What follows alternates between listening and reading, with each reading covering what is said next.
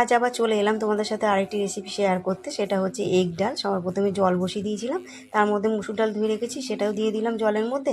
দুটো আলু টুকরো করে রেখেছিলাম ডুমো করে, ওটাও ডালের মধ্যে দিয়ে দিলাম। দিয়ে আমি 3-4টে কাঁচা লঙ্কা দিয়েছি। দিয়ে এবার ডালটা ফুটে যাওয়ার অপেক্ষা। ডালটা ফুটে যাওয়ার পর তারপর আমি এটাকে একটা স্টিলের বোলের মধ্যে ঢেলে নেবো। আচ্ছা, তার আগে আমি একটা টমেটো দিয়ে দিয়েছি, ঠিক আছে, কুচনো টমেটো দিয়ে দিয়েছি। দেওয়ার পর এরপরে না, এই যে দেখো ডালটা ফুটেও গেছে, এবার ঢেলে নিলাম। ঢেলে নেওয়ার পর যেরকম নর্মালি যেরকম সবাই ছোক দেয় সেরকমভাবেই দেবো।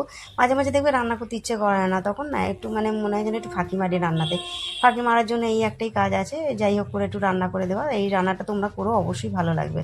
আচ্ছা, তারপরে কড়াটা ভালো করে ধুয়ে এনে গোটা জিরে, গোটা শুকনো লঙ্কা আর কিছুটা কারি পাতা, দুটো কুচনো পেঁয়াজ আর একটু আদা রসুন পেস্ট দিয়ে ভালো করে নাড়াচাড়া করে নিয়েছি। লাল লাল করে একটু ভেজে নিয়েছি। আর ডালটা যে সেদ্ধ করে যে রেখে দিয়েছিলাম সেটা ওর মধ্যে দিয়ে দিলাম, পেঁয়াজের মধ্যে, ঠিক আছে। ভালো করে ছোপ দিয়ে নিলাম। ফুটে যাওয়ার পর তারপরে একটু সামান্য একটু হলুদ দিয়েছি, শুকনো লঙ্কার গুঁড়ো দিয়েছি, কিছুটা একটু কাশ্মীরি লঙ্কার গুঁড়ো দিয়েছি। দিয়ে আর সেদ্ধ করার সময় তো লবণ দিয়ে দিয়েছিলাম। আচ্ছা, তারপর কি করেছি এবার একটু এই যে ডিমগুলো যে ফাটিয়ে দিয়ে দিচ্ছি।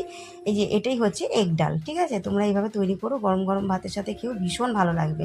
দেখবে ভীষণ ভালো লাগবে, তখন মনে হবে এরকমই রান্না করে খাই। আর সবসময় তো ডিমের কারি এটা ওটা হতো হয়েই যাচ্ছে। তো যাই হোক, এরপরে কী করেছি, ডালটা ফুটে যাওয়ার পর নামানোর আগে তারপরে হয়ে গেছে। এরপরে একটুখানি গরম মশলা দিয়েছি আর একটু ঘি দিয়েছি। দেওয়ার পর দেখো খুব সুন্দর হয়ে গেছে, অলমোস্ট ডান হয়ে গেছে। এবার সার্ভিং বয়ের মধ্যে এবার ঢেলে নিয়েছি। নেওয়ার পর দেখো খুব সুন্দর একটা রেসিপি, তোমরা বাড়িতে অবশ্যই শেয়ার করো। তো হয়ে গেল ডান, টাটা।